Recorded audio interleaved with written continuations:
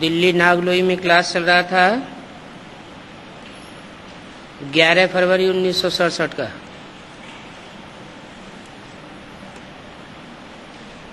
बात चल रही थी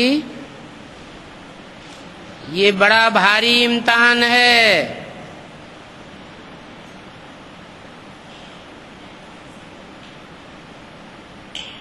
जैसे बोलते हैं ये बड़ी भारी महाभारी महाभारत लड़ाई है, ऐसे बोला ये बड़ा भारी इम्तिहान है।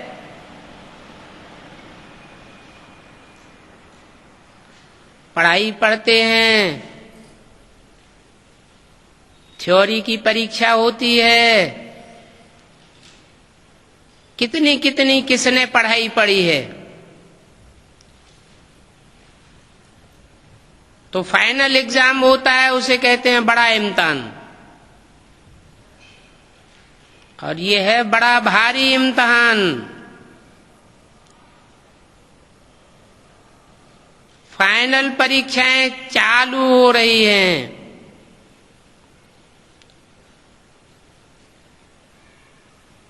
मनुष्य बड़ी परीक्षा पास करते हैं तो पहले वाली पढ़ाई थोड़ी ही याद रहती है। पढ़ते पढ़ते आखिरी तंत बुद्धि में आ जाता है।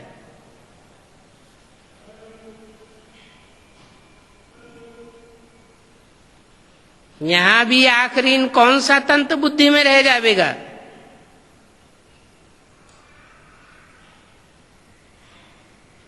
एक शिव बाबा, दूसरा न कोई। यहां भी ऐसे ही है। तुम पढ़ते आए हो, अंत में फिर बाप कहते हैं मन मना भव।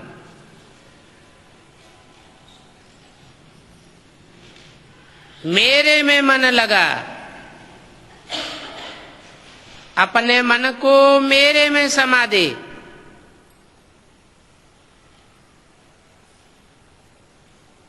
मेरे में समा दे, क्या बिंदी में समा दे? अगर बिंदी में समा दे तो सब परम धाम वासी बन जाएंगे 5000 साल के लिए।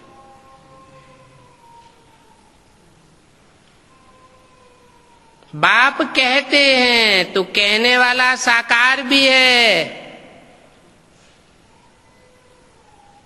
कहते हैं अपने मन को मेरे मन में तिरोहित कर दे। साकार ही कह सकता है, साकार के द्वारा ही कहा जा सकता है। निराकार सुप्रीम सोल को तो मन होता ही नहीं। जो संकल्प विकल्प चलाए वो तो असोचता है। उसे सोचने करने की दरकार नहीं।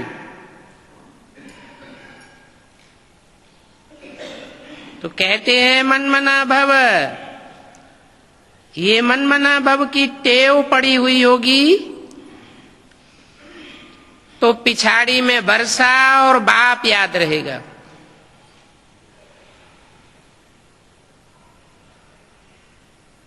मुख्य है यह बात, और है कितनी सहज।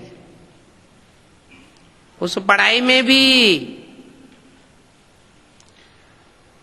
अभी तो पता नहीं क्या क्या पढ़ते रहते हैं।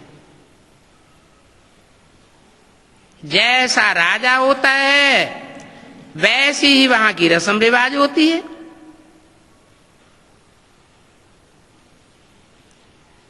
आगे देखो मन शेर पाव का हिसाब चलता था। अभी तो देखो किलो आदि क्या क्या निकल पड़े हैं। और कितने कितने अलग अलग प्रांत हो गए हैं। दिल्ली में जो चीज 1 रुपए शेर, वही बॉम्बे में मिलेगी 2 रुपए शेर। क्योंकि प्रांत अलग अलग हो जाता है। हर एक समझते हैं हम अपने प्रांत को भूखा थोड़े ही मारेंगे। कितने झगड़े आज होते हैं प्रांतों की लड़ाई में, कितना रोला है।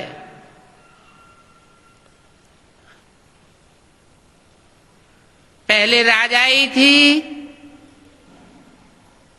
राजाएं होते थे तो प्रांत आदि का कोई रोला नहीं था। अभी देखो हो गया है, प्रजा का प्रजा पर राज्य, इसको कहा जाता है अनलॉफुल राज्य।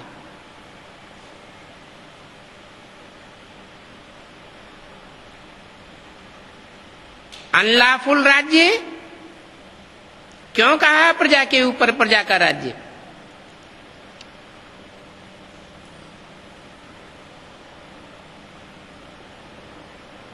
क्योंकि ला धर्मराज से शुरू होता है।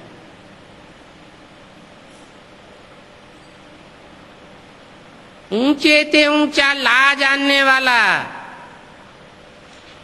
ऊंचे ते ऊंचा फैसला करने वाला धर्मराज बाप है। वो बताते हैं कि प्रजा के ऊपर प्रजा का राज्य है अनलॉफुल राज्य। ये कलयुग के अंत में ही होता है। सारी दुनिया में कोई राजा ही नहीं रहती। जब बाप आकर के नई दुनिया की स्थापना करते हैं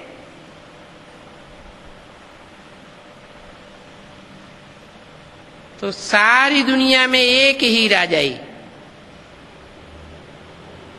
राजा के राज्य की स्थापना करते हैं। और राजा बनते हैं तब जब इंद्रियों पर कंट्रोल करने की प्रैक्टिस राजयोग सीखते हैं। ये राजयोग बाप के सिवाय कोई सिखा ही नहीं सकता।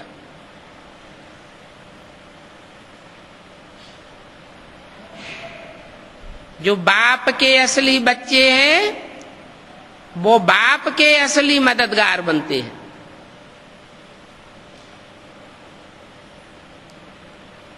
ये पढ़ाई का बड़ा भारी इम्तिहान है। राजयोग की पढ़ाई है।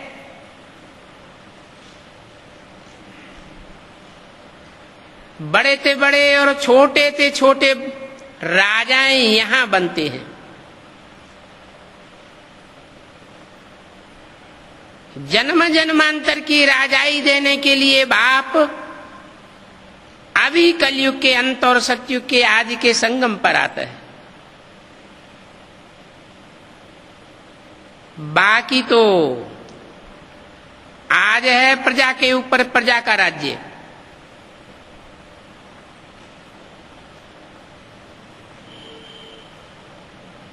ये अनेक मनुष्य गुरुओं के द्वारा सिखाई हुई अंतिम चीज है। सब अधीन हो जाते हैं। प्रजा माना ही अधीन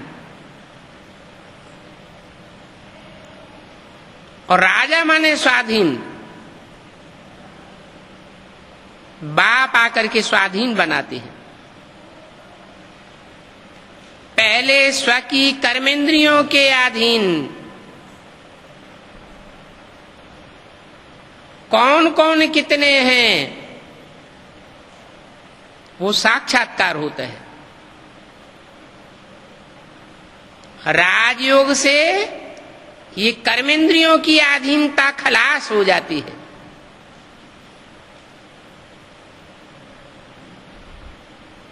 कर्मेंद्रियों की अधीनता जब खलास होती है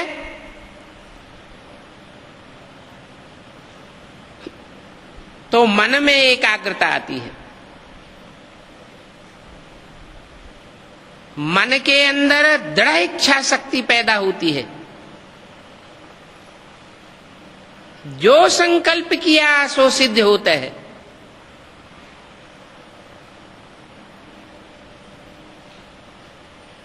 अभी तो सिखाने वाले गुरु ही अनलॉफुल हैं, अनराइटियस हैं। बाप लॉफुल राजाई स्थापन करते हैं। प्रजा के ऊपर प्रजा के राज्य को कहा जाता है अनलॉफुल, अनराइटियस, इररिलीजियस, इंसॉल्वेंट। भारत सतयुग में कितना सॉल्वेंट था। अभी देखो 84 का चक्कर लगाते लगाते सब इंसॉल्वेंट बन गए। कहा जाता है हीरे जैसा जन्मा मोलक, कौड़ी बदले खोया है।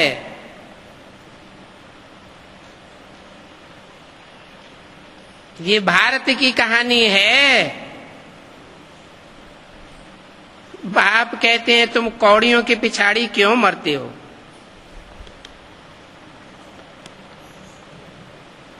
अभी तो लास्ट चांस है, बाप से वर्षा ले लो। पावन बनेंगे तो वर्षा मिलेगा, पावन नहीं बनेंगे तो वर्षा भी नहीं मिलेगा। बुलाते भी हो, हे पतित पावन आओ, आकर के पावन बनाओ। तो इससे सिद्ध है कि पहले पावन थे, तब तो याद करते हैं, नहीं तो याद क्यों करते हैं, बुलाते क्यों हैं।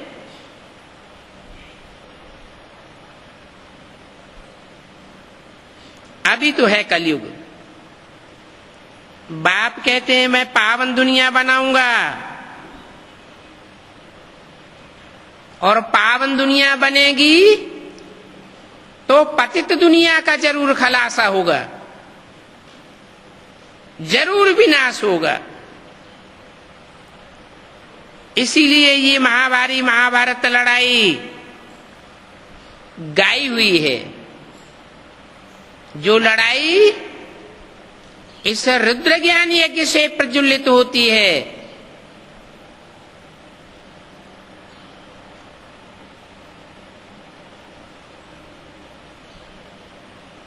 रुद्र को भगवान कहा जाता है। रौद्र रूप धारण करता है तो विनाश हो जाता है।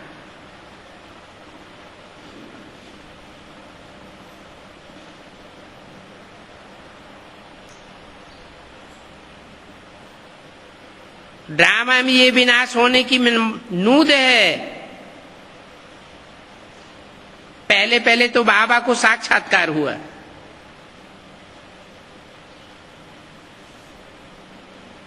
देखा कि इतनी बड़ी राजाई मिलती है तो इनको बहुत खुशी होने लगी। विनाश का साक्षात्कार भी कराया। मनमना भव, मध्याजी भव, तुम यह श्री लक्ष्मी नारायण बनेंगे। हैं तो ये गीता के अक्षर। मनमना भव, मध्याजी भव। कोई कोई अक्षर गीता के ठीक हैं। जो बाप बोलते हैं बाकी सब झूठ है। बाप कहते हैं तुमको जो ये ज्ञान सुनाता हूं ये फिर प्रायः लोप हो जाता है। कोई को भी पता नहीं है कि जब लक्ष्मी नारायण का राज्य था तो और कोई धर्म नहीं थे।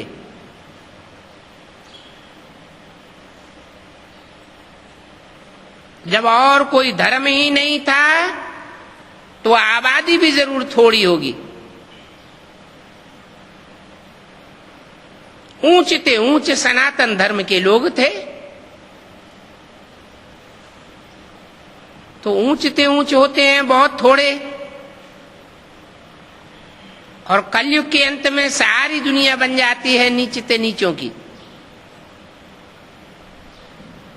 तो उनकी जनसंख्या ढेर की ढेर हो जाती है, क्योंकि ढेर के ढेर धन वो होते हैं। सतयुग में तो देखो आबादी कितनी कम होती है। तो ये चेंज होने के लिए जरूर विनाश चाहिए। और शूटिंग कहां होती है?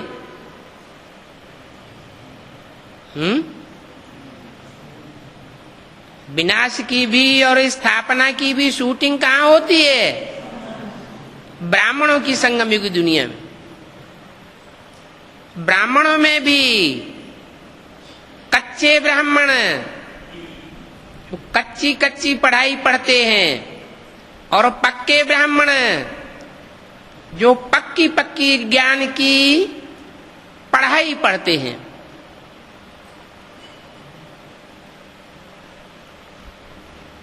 जो पक्की पढ़ाई पढ़ते हैं उनमें भी नंबरवार पुरुषार्थ अनुसार।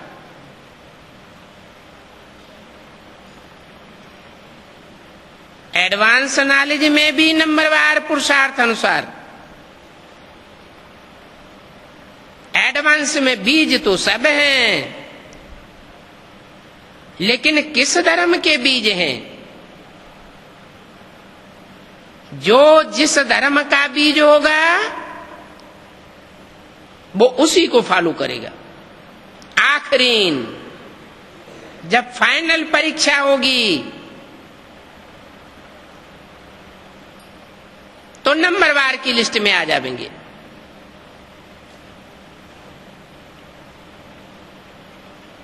तो जरूर जो ऊंचे ते ऊंचे सूर्यवंश है उसका फाउंडेशन लगाने वाले बहुत थोड़े बचेंगे।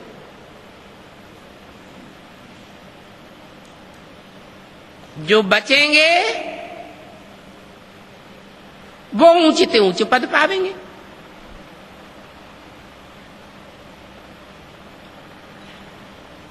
पहले बचते हैं 8,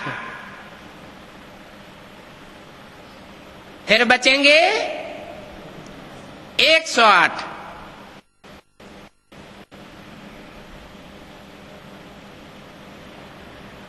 वो हैं राजाएं,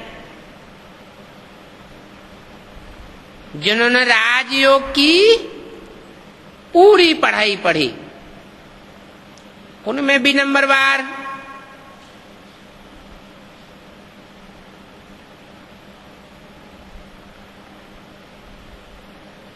फिर हैं राज परिवार में आने वाले,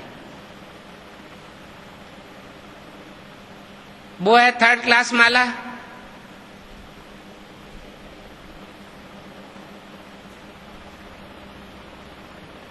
सेकंड क्लास कहो, फर्स्ट क्लास है 108। 8 तो पास विधानर है।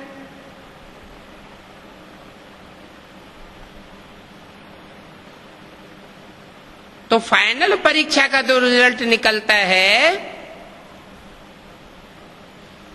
उसमें सब थोड़े ही आ जाएंगे। वो होता है स्थूल विनाश।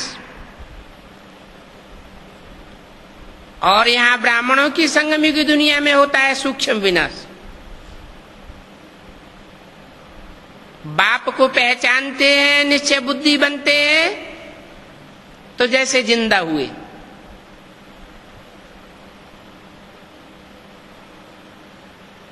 और अनिश्चय बुद्धि हो जाते हैं तो जैसे मृत्यु हो गई।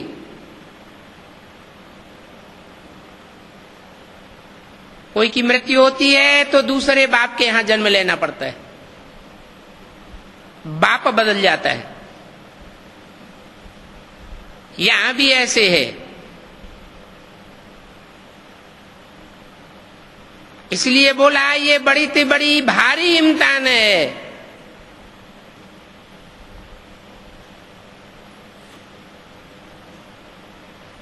ये महाभारी महाभारत लड़ाई भी है,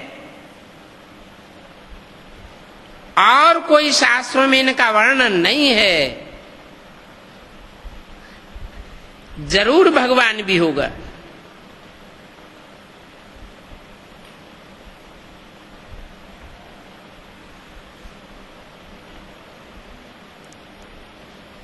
अब कृष्ण तो भगवान हो न सके,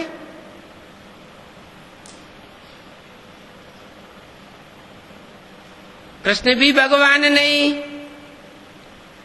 विष्णु भी भगवान नहीं, ब्रह्मा भी भगवान नहीं,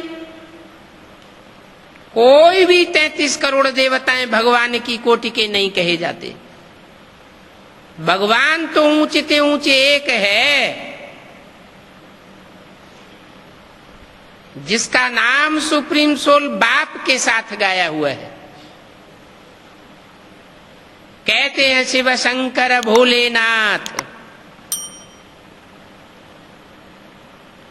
और कोई भी देवता ऐसा नहीं है जिसके साथ शिव का नाम जुड़ा हुआ हो।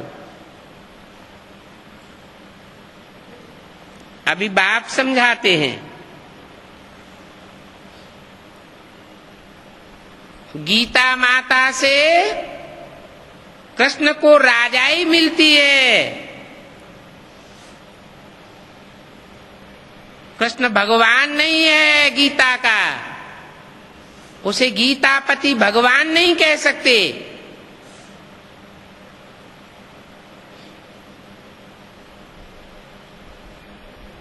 भगवान तो एक है।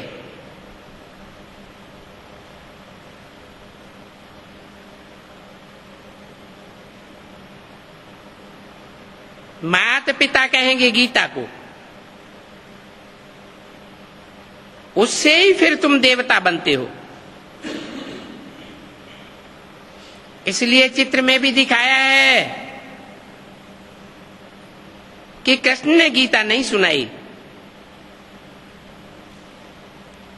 कृष्ण गीता के ज्ञान से राजयोग सीख करके यह बना है।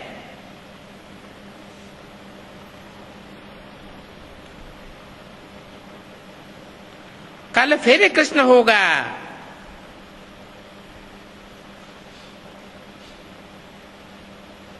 क्या होगा?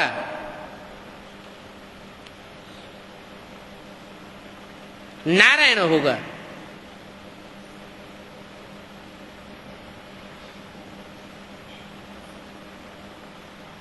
धोखे से उन्होंने कृष्ण का नाम डाल दिया है। तो बाप समझाते हैं, ये बात अपने अंदर पक्की कर लो। ऐसा न हो साधु संत आदि उल्टी बातें सुना करके तुमको नीचे गिरा देवे।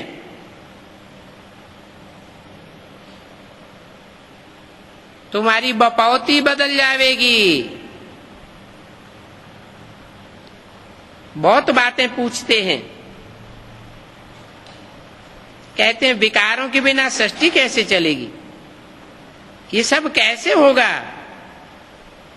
अरे तुम ही खुद कहते हो वो वॉइसलेस दुनिया थी, लक्ष्मी नारायण की दुनिया, 16 कला संपूर्ण सर्वगुण संपन्न संपूर्ण निर्विकारी कहते हो। फिर विकार की बात कैसे आ सकती है? तो देखो तुम्हारे दुश्मन बहुत हैं। अभी तुम बच्चे जानते हो बेहद के बाप से बेहद की बादशाही मिलती है। तो जिससे बेहद की बादशाही मिलती है उस बाप को याद क्यों नहीं करना चाहिए? बेहद की बादशाही, बेहद की बादशाही क्या है और हद की बादशाही क्या है? हद की बादशाही वालों को हद का मुकुट होता है और बेहद की बादशाही वालों को बेहद का मुकुट होता है। ये डबल ताज है। प्योरिटी का ताज भी चेहरे से देखने में आवेगा और जिम्मेवारी का ताज भी देखने में आवेगा। ये ऐसा इंसान है जिसकी रिजल्ट यहां ही देखने में आवेगी। ऐसे नहीं कि इम्तिहान हम यहां देवेंगे और सतयुग में जाकर के जन्म लेंगे तो वहां उसका रिजल्ट देखने को मिलेगा।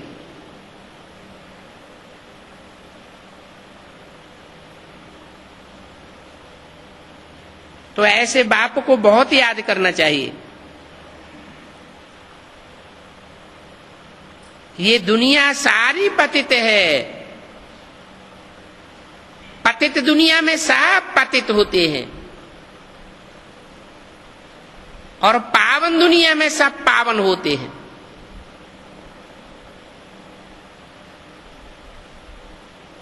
पतित दुनिया में एक भी पावन नहीं।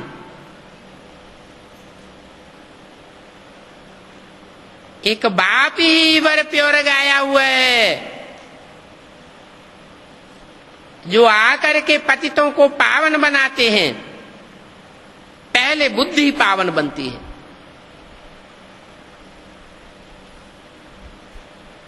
बुद्धि सही फैसला करती है तो मन रूपी ब्रह्मा भी पावन बनता है। मन के पावन बनने से 10 इंद्रियां पावन बन जाती हैं, चाहे वो ज्ञान इंद्रियां हो या कर्म इंद्रियां हो। ज्ञान इंद्रियों की पावर पहले देखने में आवेगी।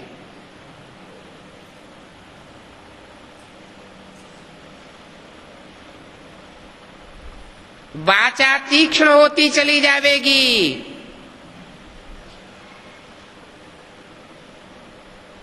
दृष्टि में फोर्स आ जाएगा।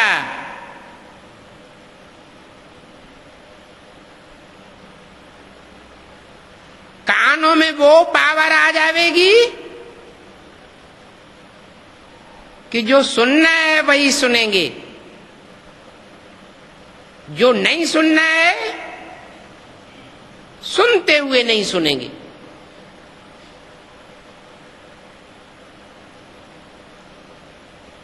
जो भी ज्ञान इंद्रियां हैं, जैसे बाप सिखाते हैं वैसा ही आचरण करेंगे। देखते हुए न देखो, सुनते हुए न सुनो, यह है बेहद की बादशाही पाने की विधि। बातें तो ढेर सारी आने वाली हैं।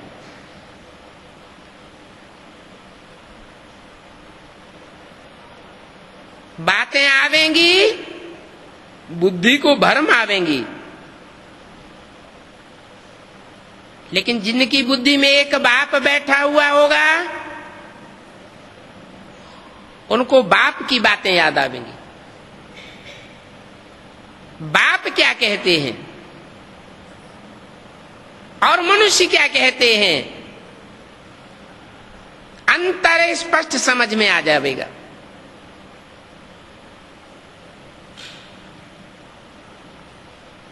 पतित दुनिया में पतित मत सुनाने वाले तो ढेर हैं।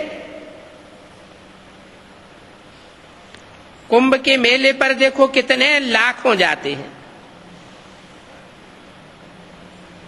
अब कहते हैं वहां 3 नदियां मिलती हैं।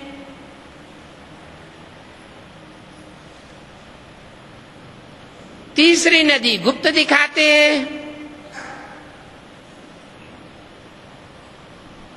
ये भी झूठी बात है।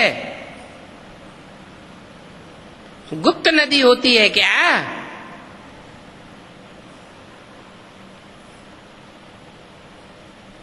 यहां भी देखो गौमुख दिखाया है। कहते हैं गंगा गौमुख से आई।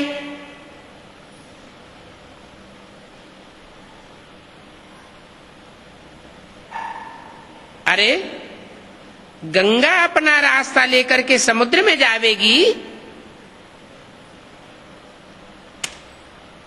कि यहां तुम्हारे पहाड़ पर आवेगी?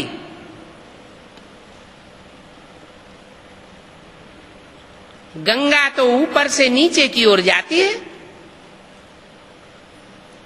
सभी नदियां ऊंची स्टेज से उतरती हैं और नीचे की ओर जाती है, आखिरी सागर में मिल जाती है।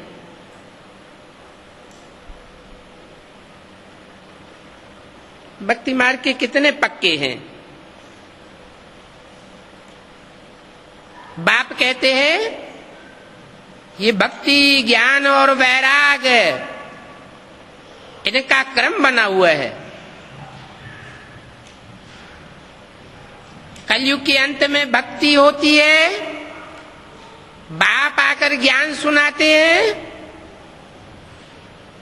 तो भक्ति का नाश हो जाता है। भक्ति से वैराग आ जाता है। एक होता है हद का वैराग और एक होता है बेहद का वैराग।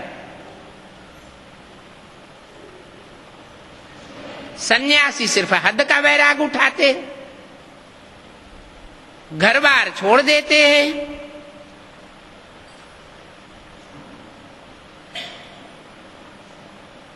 स्थूल रूप में देखने में आता है ये बड़े वैरागी हैं, लेकिन मन बुद्धि से वो ही सब याद आता रहता। तुम्हारा फिर बेहद का वैराग है। तुम स्थूल में कुछ भी छोड़ते नहीं हो, लेकिन मन से वैरागी हो जाते हो।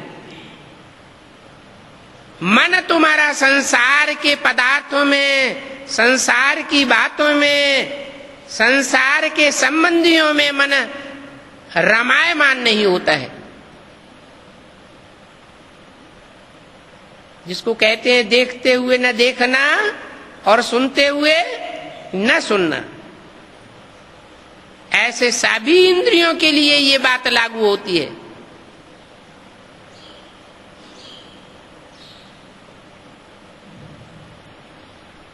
इंद्रियां जैसे निर्लिप्त हो जाती हैं, नहीं तो संसार में ऐसा होता है कि इंद्रियों से जो भोग भोगे जाते हैं वो याद आते हैं, लेकिन बाप ऐसा राजयोग सिखाते हैं जिसमें इंद्रियों का जो भी संग होता है वो बिल्कुल याद नहीं आता।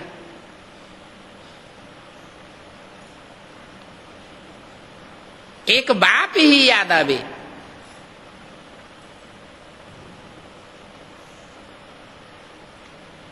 ये ज्ञान सहज भी है। फिर अगर नियत ठीक नहीं है, नियत खराब है, बाप से जो अंजाम करते हैं वो अंजाम को निभाते नहीं हैं, धोखा देते हैं, तो ज्ञान बड़ा कठिन हो जाता है। और योग तो है ही कठिन। जब ज्ञान बुद्धि में फिट नहीं बैठता तो याद भी मुश्किल हो जाती है। जिनके लिए ज्ञान सहज है उनके लिए याद भी सहज है। जो चीज सहज होती है वो निरंतर हो जाती है।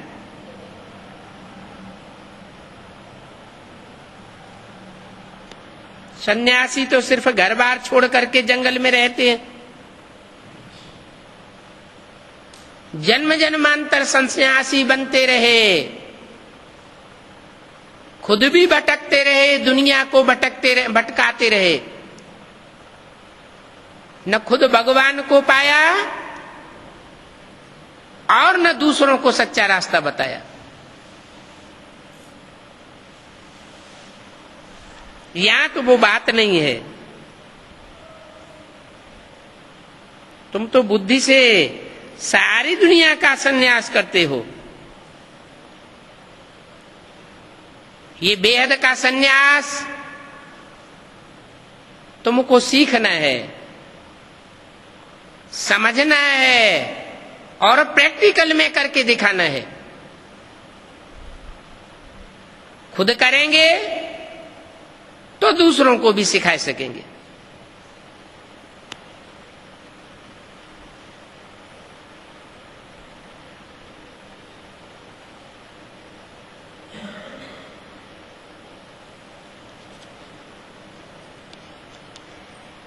अच्छा,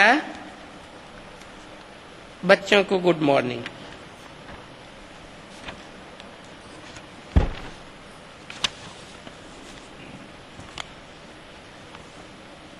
ये है 11 फरवरी 1967 का रात्रि क्लास।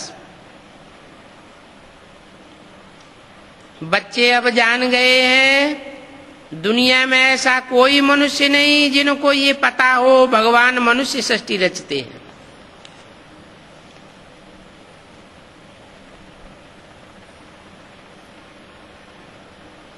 एक भी नहीं है सिवाय तुम ब्राह्मणों के।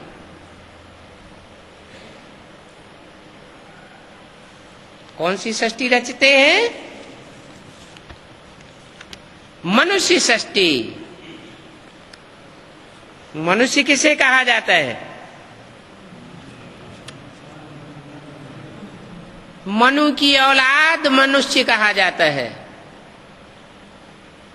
जो मन से सत्य का चिंतन करे, मनन करे,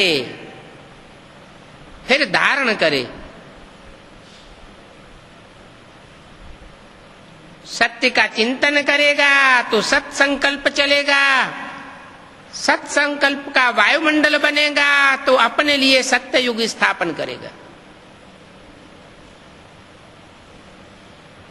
तो तुम ब्राह्मणों में सत्संकल्प धारण करने वाले नंबरवार बच्चे हो, जो अपने लिए सतयुग की सृष्टि रच रहे हो। ये बातें संसार में कोई नहीं जानते हैं। भगवान हुआ रचयिता।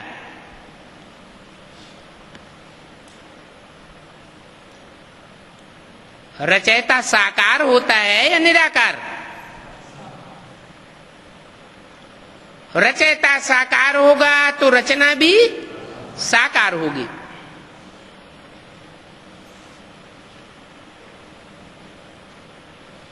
साकार बाप आते हैं, साकार में नई सतयुगी दुनिया रच करके जाते हैं।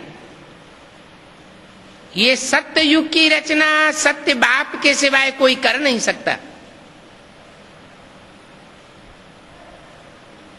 कहां से आता है सतयुग? अभी तो सारी दुनिया में झूठ का युग है, झूठ खंड है। झूठ होता है तो लड़ाई झगड़ा मारा मारी चलती ही रहती है। सारी दुनिया झूठों की है तो सचखंड कहां से आवेगा?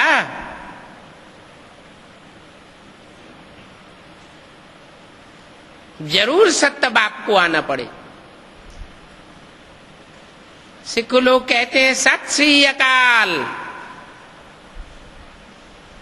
वो ऐसा सत्य है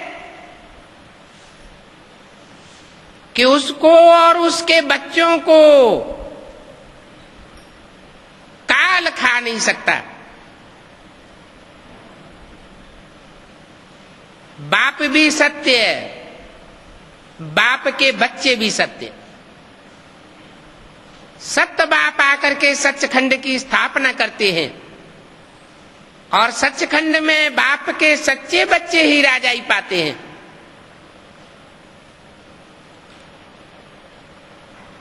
झूठ बातें बनाने वाले उस सचखंड में जा नहीं सकेंगे। बल भगवान आता है, भगवान से पढ़ाई भी पढ़ते हैं, लेकिन आखिर इन दूसरे धर्म में कन्वर्ट हो जाते हैं।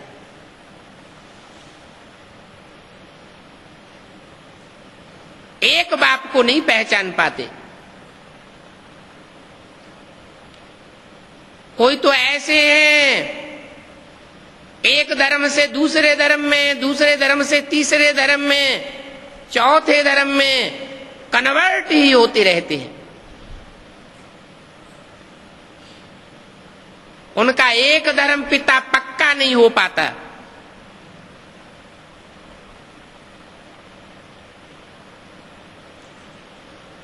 आखिरी गिरते गिरते नास्तिक बन जाते हैं। बाप कोई नहीं मानते।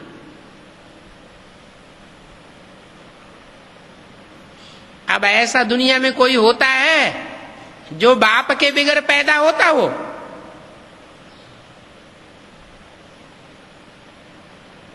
बाप को तो मानना पड़े।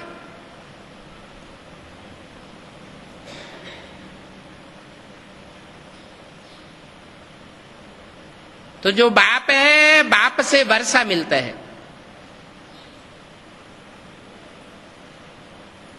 ऊंचते ऊंचे बाप है तो ऊंचते ऊंचे वर्षा मिलता है। ऊंचते ऊंचे ये शब्द ही जाहिर करता है कि नंबरवार नीचते नीच बाप भी हैं।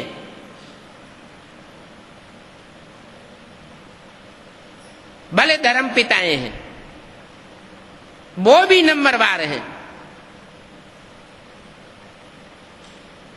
भले उनको ग्रेट फादर कहा जाता है, महान धर्म पिताएं, लेकिन वो भी नंबरवार हैं। अव्वल नंबर बाप आकर के अल्लाह अव्वल दीन की स्थापना करते हैं। दीन माना धर्म।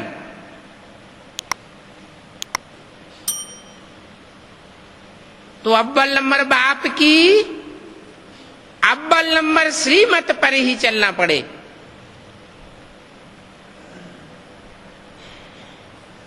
ऐसी श्रीमत का जो उल्लंघन करते हैं, एक बार माफ, दो बार माफ, यदा कदा तीसरी बार भी माफ, बार बार माफ थोड़ा ही होता है। फिर आखिरी में कन्वर्ट हो जाते हैं। तो बाप पूछते हैं, बाप से कौन सा वर्षा लेना है? अरे जैसा बाप होगा वैसा ही वर्षा देगा। ऊंचते ऊंच बाप होगा तो ऊंचते ऊंच वर्षा देगा। काका, चाचा, नाना, ताऊ से तो वर्षा मिलता नहीं है। वर्षा मिलता ही है बाप से। यहां तो बाप खुद बैठ करके समझाते हैं कि मैं कैसे रचयिता हूं।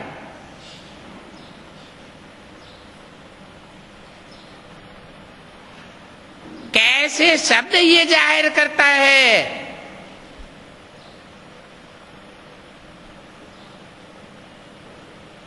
कि रचयिता का पाठ हमेशा नहीं बजाते।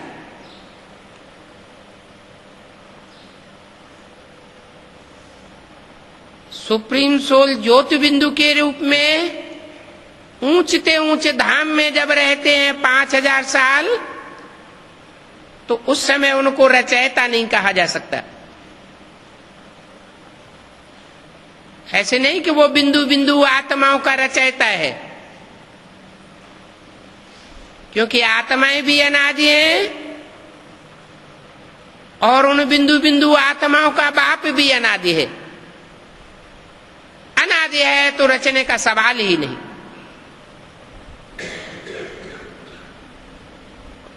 वो बिंदु बिंदु आत्माएं सृष्टि पर आकर के शरीर धारण करती हैं।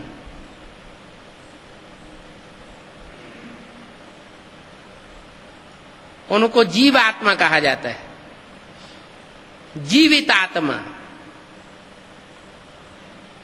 जीवित माने कुछ काम धाम करने योग्य,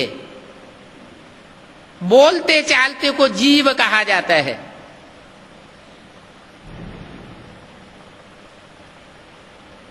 तो ऐसी बोलने चालने वाली जीवात्माएं जो मनुष्य के रूप में होती हैं,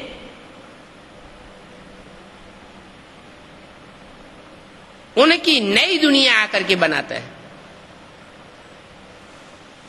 सच्ची दुनिया आकर के बनाता है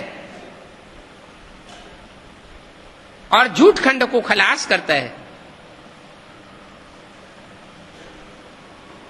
ब्रह्मा द्वारा रचते हैं, मन रचयिता ब्रह्मा द्वारा बनते हैं। कौन से ब्रह्मा के द्वारा? ब्रह्मा तो अनेकों के नाम गाए हुए हैं। ब्रह्मा के 4-5 मुख दिखाते हैं। क्या सारे ही मुख रचयिता का पार्ट बजाते हैं? नहीं, ब्रह्मा का तो आरती है बड़ी मां।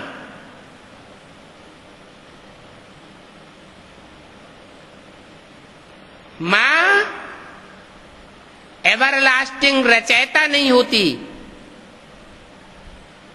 मां भी रचना है।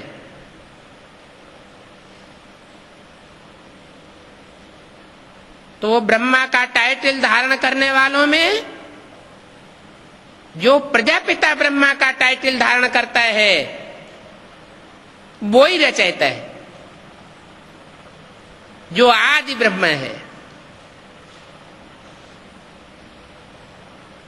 उस ब्रह्मा के द्वारा रचना रच करके फिर विष्णु के द्वारा पालना कराता हूं। जो ब्रह्मा सो विष्णु बन जाता है। बाप कहते हैं विष्णु कोई अलग से 4 हाथों वाला देवता नहीं है।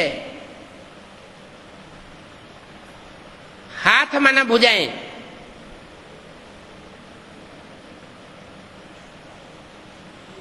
जो भुजाओं के रूप में विशेष सहयोगी बनने वाली आत्माएं हैं, उनके स्वभाव संस्कार मिलकर के एक हो जाते हैं। एक माना एक बाप समान।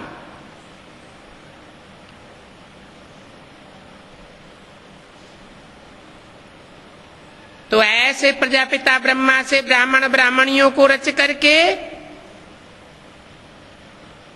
फिर इनको पढ़ाकर फिर इनको पद प्राप्त कराता हूं। कितनी बार फिर बोला?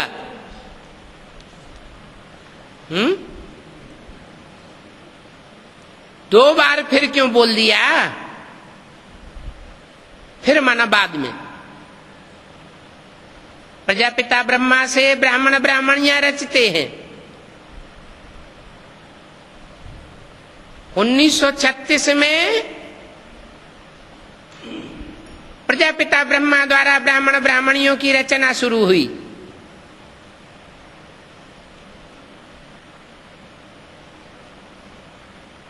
उसके बाद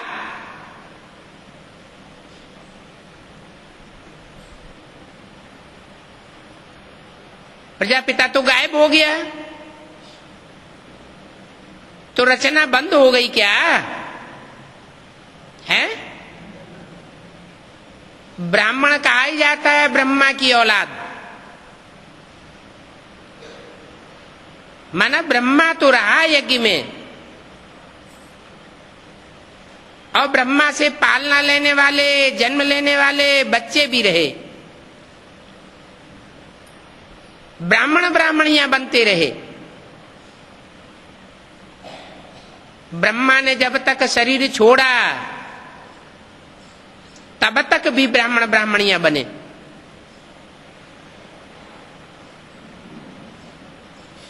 शरीर छोड़ने के बाद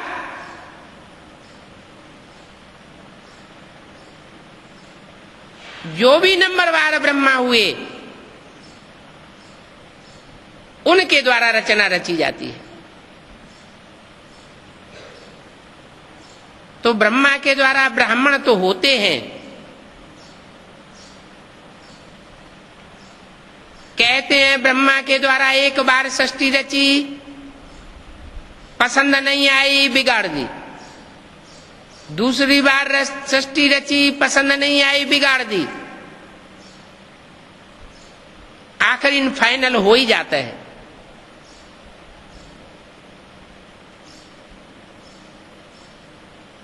तो आखिरी ब्राह्मण रचे जाते हैं, पक्के पक्के ब्राह्मण बनते हैं।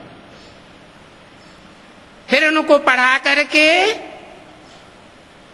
फिर पद प्राप्त कराते हैं।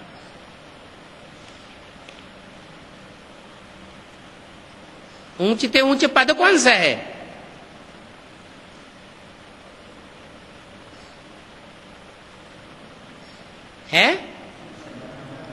नर से नारायण, नारी से लक्ष्मी, लक्ष्मी नारायण, जिनको विष्णु कहा जाता है। बाप आते ही नई दुनिया रचने, पुरानी दुनिया को खलास करवा देते हैं, नई दुनिया की पालना कराते हैं। तो गाया हुआ है ब्रह्मा द्वारा स्थापना। काय की स्थापना है? ब्राह्मण धर्म की भी स्थापना, और ब्राह्मण धर्म की स्थापना तो हुई। ब्रह्मा द्वारा ब्राह्मण ब्राह्मणियों को रचते हैं, प्रजापिता ब्रह्मा द्वारा वर्षा देते हैं।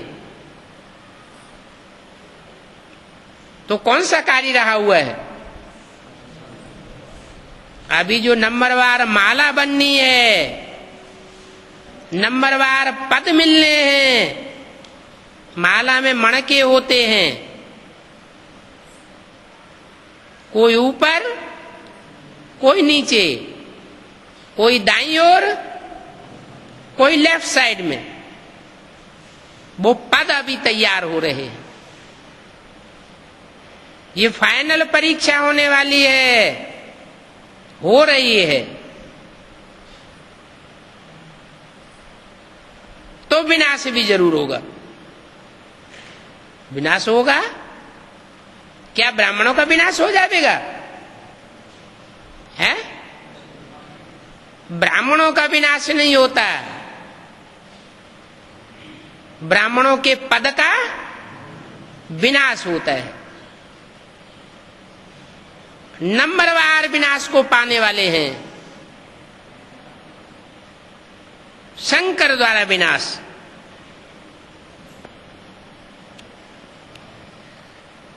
शंकर द्वारा विनाश।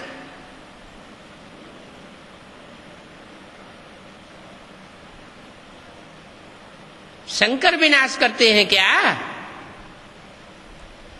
एक तरफ कहते हैं असुर संहारिणी शक्तियां गाई हुई हैं, और दूसरी तरफ कहते हैं शंकर द्वारा विनाश। आखिर सच्चाई क्या है?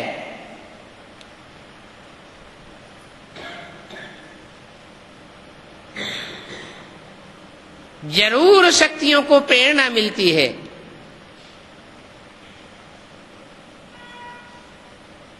तब प्रैक्टिकल में असुर संहारिणी गाई हुई है।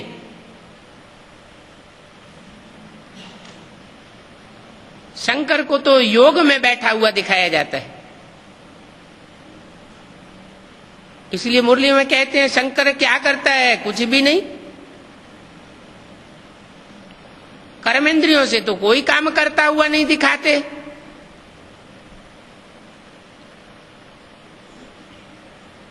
बुद्धि योग की बात है। बुद्धि योग जिसका तीखा होता है, एकाग्र होता है, वो अपनी एकाग्रता की शक्ति से दूसरों की बुद्धि को मोड़ देता है, वाइब्रेशन को पलट देता है।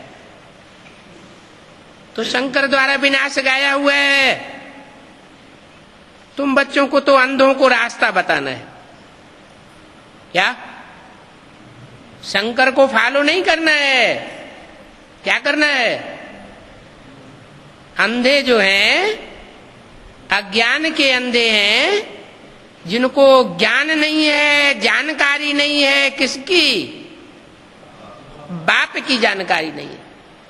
बार बार बुद्धि बिलम जाती है, एक बाप को छोड़ दूसरे दूसरे तीसरे तीसरे बाप बनाई लेती है।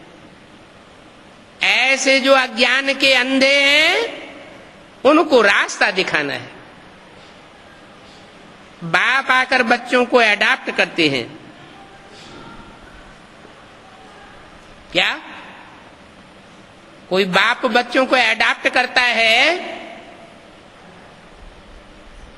तो अपने घर परिवार में रखता है या धक्का देके बाहर भगा देता है? हैं? रखने के लिए तैयार रहता है ना, धक्का तो नहीं देता कि अभी तुम अपनी जिंदगी बाहर बनाओ, फिर जब टाइम होगा तो हम तुमको बुला लेंगे। नहीं, बाप कहते हैं मैं जिन बच्चों को अडॉप्ट करता हूं उन सब की परवरिश करने के लिए तैयार हूं। आखिरी इन कितने बच्चे पलेंगे? जब फाइनल परीक्षा पूरी होगी तो कितने बच्चे आबू अब्बा के घर में पलेंगे? हैं? 4.5 लाख बच्चे पलेंगे। वो 4.5 लाख तो साकार में आंखों से दिखाई पड़ेंगे, और उनमें कोई अव्यक्त बच्चे भी हैं जो उन साकार में आकारी रूप में घुसे हुए रहेंगे। तो कितने टोटल की पालना होगी? 9 लाख की पालना होगी। एक चूल्हे की पालना होगी, एक परिवार होगा, एक बाप होगा, एक मत होगी, एक धारणा होगी।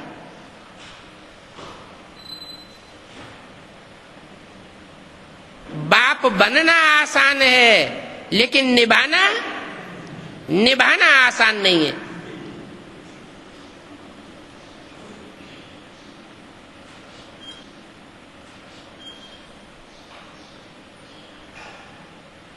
आसान है तो उस ऊंचते ऊंच बाप के लिए आसान है जिसके लिए मुरलियों में इशारा दिया है। इस ब्रह्मा के ऊपर तो बोझा बहुत है।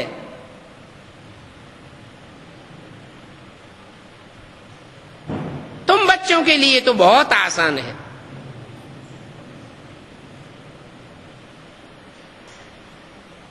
इनको तो बहुत फरुना रहता है कि बच्चों की पालना करनी है, बुद्धि चलती रहती है।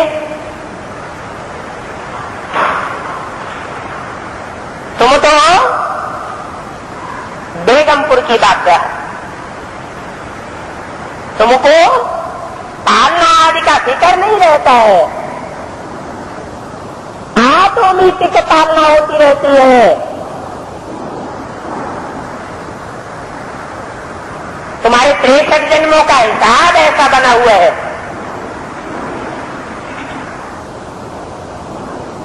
बाप ने बच्चे रखे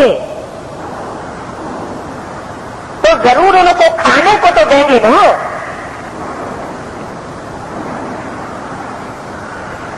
यदि ये कहेंगे अभी थोड़ा रुको,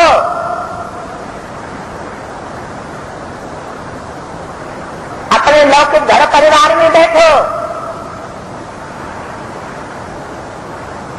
हमको थोड़ा मजबूत हो जाने दो फिर आना।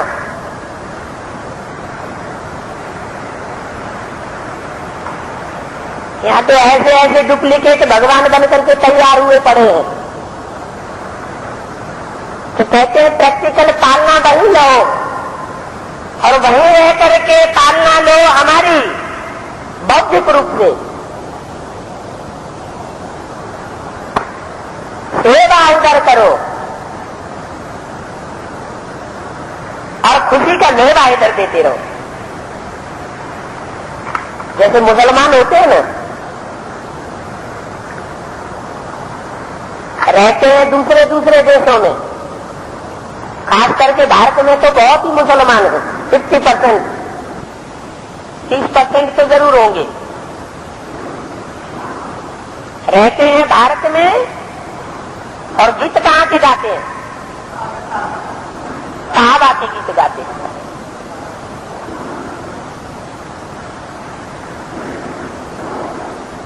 तो ये दूसरे दूसरे धर्म के बापों का कमाल है।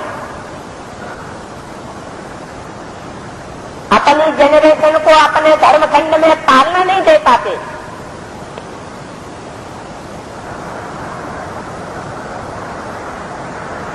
पैदाइश बहुत करते जाते हैं। बाप कहते हैं मैं तो ऐसी दुनिया की स्थापना करता हूं गीता के द्वारा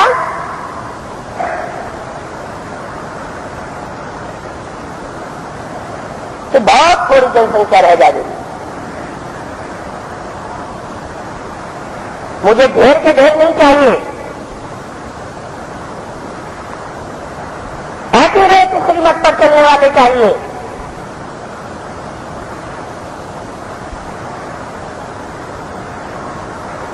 तो देखो, तुमको बाप खाने के लिए क्या देते हैं?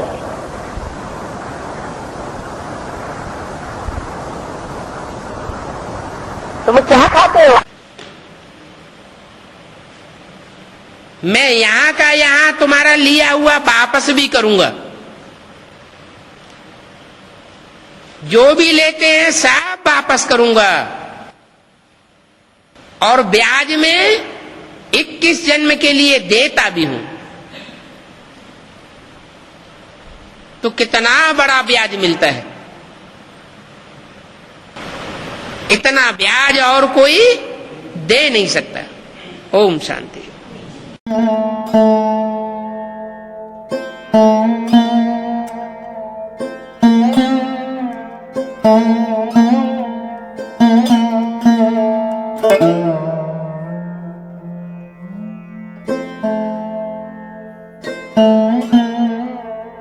Mm-hmm.